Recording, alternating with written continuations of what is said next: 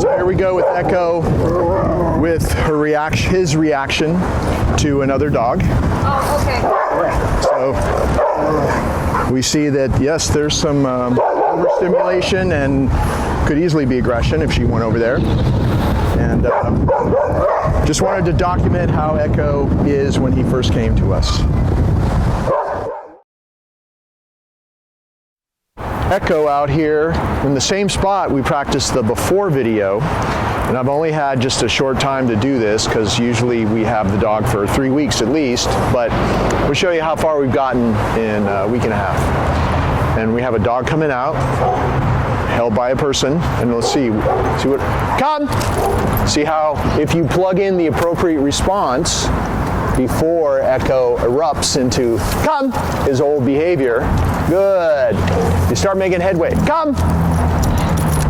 What you can't do is when you see a dog at this point, come, you can't tighten up on the leash and allow him to stare, come, because then he'll click back into his old behaviors and it's too late because staring plus leash, good. See how he starts turning back before I call him to come? So this is after just about 10 days. Come. But it's just started, so you have to keep doing this. You have to come. See how I'm calling him to come? Left hand leash, right hand reward, just like this. See? Good. And then if the dog's over there, step into him and go out on the outside of a car or something like that so he can't see the dog. Come. This is not the solution yet, but you see how far we've gotten in a short period of time. At least you have a much better come command. And if you're out on the street with him, you have to call him away from distractions like this. Do we see the dog here? Try to get the dog. See the dog there? Okay. Come. And I ran out of treats, so now you start seeing how even if you run out of treats, it still works because we've called him to come like 50 times a day away from dogs. So see, no treats, come. He'll still come to you in an emergency if you run out of treats or if you don't have treats or something like that. But you need to do this. Why don't you go ahead and take him inside again? It's okay. He can go inside. We'll just do this one more time. I think I have something left here. Come. Good. And we'll let her take that pup in. And I'll just tell you, I would be using rewards, treats, high value rewards for several more weeks in these situations because he has a severe problem, of course, which is why you sent him to me. And you need to use food for a while because what we're struggling against is many repetitions of him practicing that aggressive behavior. I can tell. How can I tell? He's really good at it. So I know he's practiced going off on dogs a lot on a leash on the street. So we need to catch up with that by practicing a bunch of repetitions of what you see here. And you see, even in this short period of time, he's already, half the time, he would just turn around and come back to me before I said come. That means we're starting to get that new, appropriate response to the situation in there, starting to take hold. But you still need a number of more weeks of practicing this so it gets way, way better so that you're out on a walk and he just sees a dog and before you can even say come, he turns around and all you do is just, good boy, give him a reward and then you move on. Pet him, give him a reward. And then also, even if there's no reward, which we phase the treats out in like 5 weeks or so with a situation like this. And just because I know him, he's been in my house for 10 days, I'd say, 5 weeks of this and then you start phasing the treats out. Because the sooner that you phase the treats out for most things, the better the training gets. The training actually gets stronger when you phase the treats out. There's a little bit of an art to that. It's not really complicated, but we do it a little bit differently for every dog. But I can help you with that if you want me to continue to help you. But this is how we've gotten so far, how far we've gotten after a week and a half, and we're going to be delivering home to you in a couple of days. So I just wanted to show you this. Ready? Sit. If, at least at first, you always start your sit stay with that circle where your body turns into him, And at the end of the full circle, just give him the command. You see how easy, he just drops right into it. It's a very dominant move. It's a great move to do as much as possible because it changes the dog's perception of who you are. They're way more likely to think that you're the boss if you do that. And it's non-threatening, it's not violent, you're not causing him pain, but you're making him think that you're the boss. When you reward him, this is also a subtle thing, but it's very important. Eye contact, straight down, good. So this is only after 10 days, and you saw the before video. So he's doing really well. He's got the full sit stay where I can walk around him both ways. Nope, if he pops up, you just say no. Apply just a little bit of pressure. You're not gonna hang him or jerk him. And of course, I'm talking a lot, which I'm usually not doing when I'm training him, so he was distracted. The way to release him would be to pat his chest and say, go, and now he's free.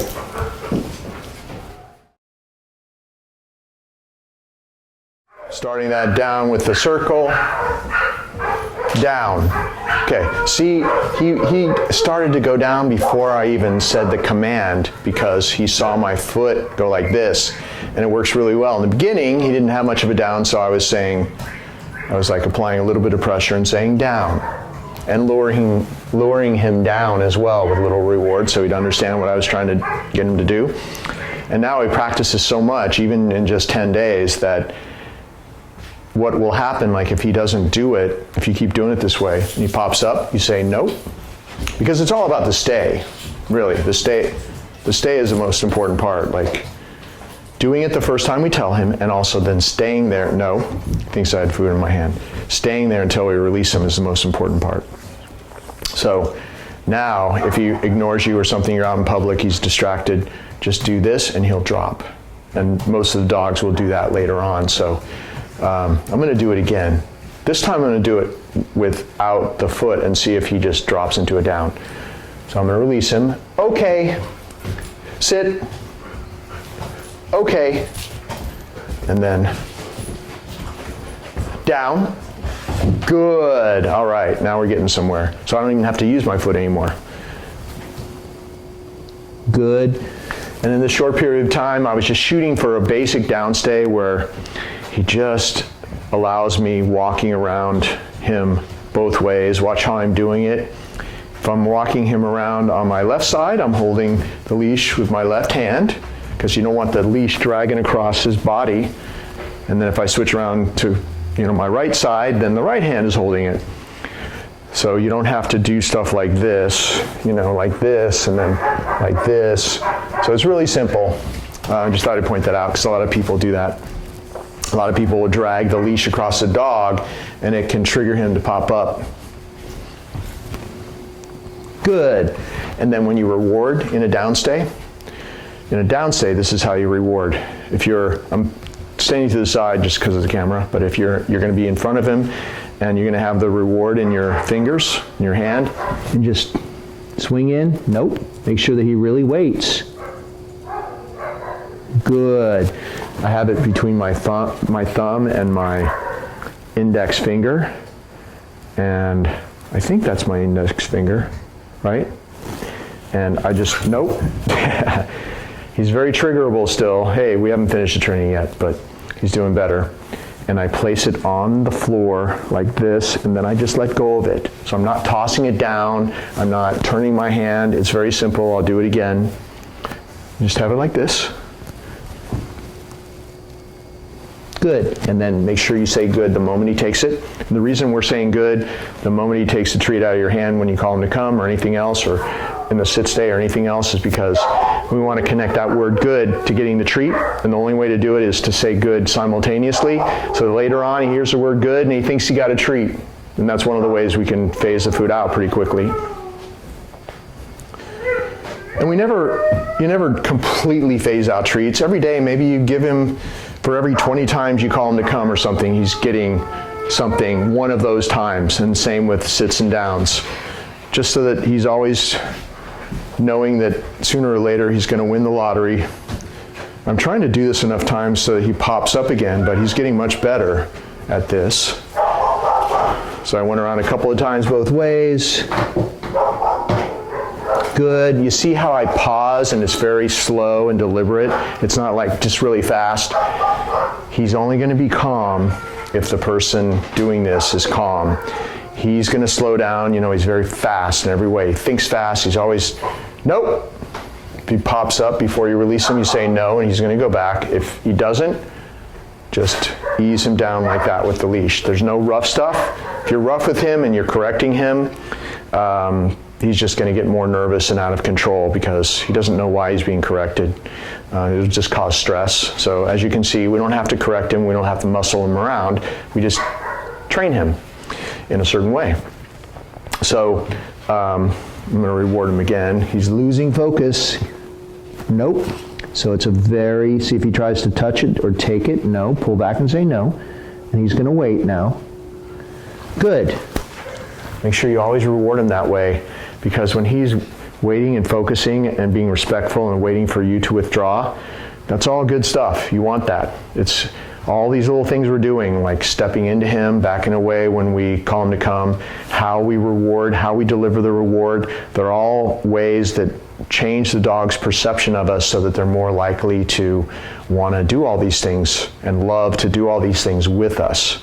So that's why all the details are so important. And now, don't ever call him out of a downstay or sit stay, because if he thinks you're going to do that, that's more like a dog show thing anyway. I don't think you're taking him to a dog show, but it'll make it a very weak downstay or sit stay. So always do it the same way, no matter what happens. Now we're going to release him to be free out of the downstay. One last reward. No, make sure he's really waiting. Good. Pause for a couple seconds there. He waits until you come back next to him. This is the only way he leaves out of a downstay. He always waits for you to come back to get him. Pat your leg and say, okay, step forward and sit, and have him sit. Okay, and then we release him from a calm sit stay. This whole training routine, nope. This whole training routine starts with a calm sit stay and it ends with a calm sit stay. Nope.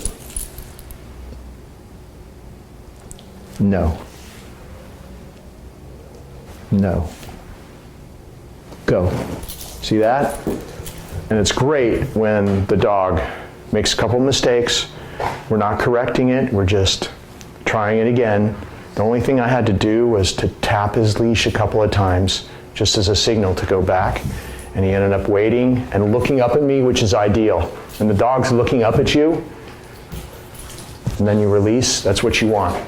Always looking to you. Come! There's something in the bag he wants, but it just enables me to practice my come command every time.